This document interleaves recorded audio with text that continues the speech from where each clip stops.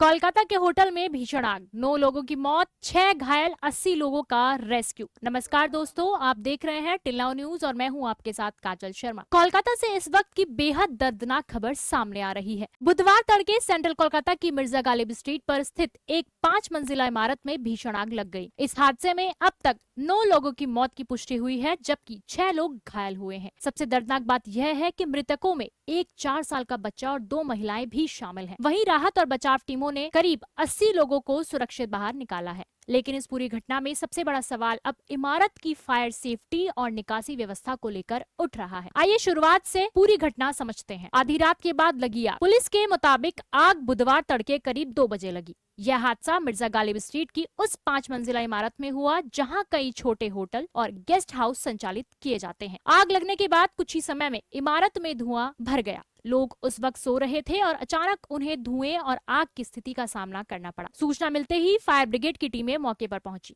करीब 5 fire tender राहत और बचाव अभियान में लगाए गए। पुलिस और डिजास्टर मैनेजमेंट डिपार्टमेंट की टीमें भी मौके पर पहुंची। इस हादसे में आग के साथ साथ घना धुआं सबसे बड़ी चुनौती बन गया था। पुलिस अधिकारियों के मुताबिक इमारत के अंदर इतना धुआं भर गया था कि दमकल कर्मियों के लिए सीढ़ियों से ऊपर जाना मुश्किल हो रहा था। रेस्क्यू टीमों को काफी सावधानी से लोगों को बाहर निकालना पड़ा। करीब 80 लोगों को सुरक्षित बाहर निकाला गया है, लेकिन कई लोग धुएं की वजह से बेहोशी की हालत में मिले। उन्हें तुरंत अस्पताल पहुंचाया गया। इस हादसे में अब तक 9 लोगों की जान जा चुकी है। मृतकों में एक 4 साल का बच्चा और 2 महिलाएं शामिल होने की जानकारी सामने आई है। 6 अन्य लोग घायल हुए हैं और उन्हें इलाज के लिए अस्पताल में भर्ती कराया गया है। कुछ रिपोर्टों के मुताबिक मृतकों में बांग्लादेशी नागरिक भी शामिल हैं, जो इलाज के लिए कोलकाता आए थे। हालांकि सभी मृतकों की पहचान और नागरिकता से जुड़ी अंतिम जानकारी अधिकारियों की पुष्टि के बाद ही स्पष्ट होगी। अब बात आती है कि आग लगी कैसे। अब सबसे बड़ा सवाल यही है। फिलहाल इसका अंतिम जवाब जांच पूरी होने के बाद ही मिलेगा। शुरुआती जांच में शॉर्ट सर्किट की आशंका जताई गई है, लेकिन इसे अभी अंतिम कारण नहीं माना जा सकता। पुलिस और संबंधित एजेंसियां घटना की परिस्थितियों और इमारत की सुरक्षा व्यवस्था की जांच कर रही हैं। इस घटना के बाद एक और गंभीर मुद्दा सामने आया है। क्या इस इमारत में पर्याप्त फायर सेफ्टी व्यवस्था थी? रिपोर्टों के मुताबिक इमारत में कई छोटे होटल और गेस्ट हाउस संचालित हो रहे थे। ऐसी जगहों पर आग लगने की स्थिति में पर्याप्त निकास, वेंटिलेशन और सुरक्षा व्यवस्था बेहद महत्वपूर्ण होती है। घने धुएं और संकरी सीढ़ियों ने रेस्क्यू को मुश्किल बनाया। अब अधिकारी यह भी जांच रहे हैं कि इमारत में सुरक्षा नियमों का पालन हो भी रहा था या फिर नहीं। इस हादसे के बीच राहत की बात यह है कि दमकल कर्मियों, पुलिस और डिजास्टर मैनेजमेंट टीमों ने बड़े पैमाने पर रेस्क्यू ऑपरेशन चलाया है। करीब 80 लोगों को सुरक्षित बाहर निकाला गया।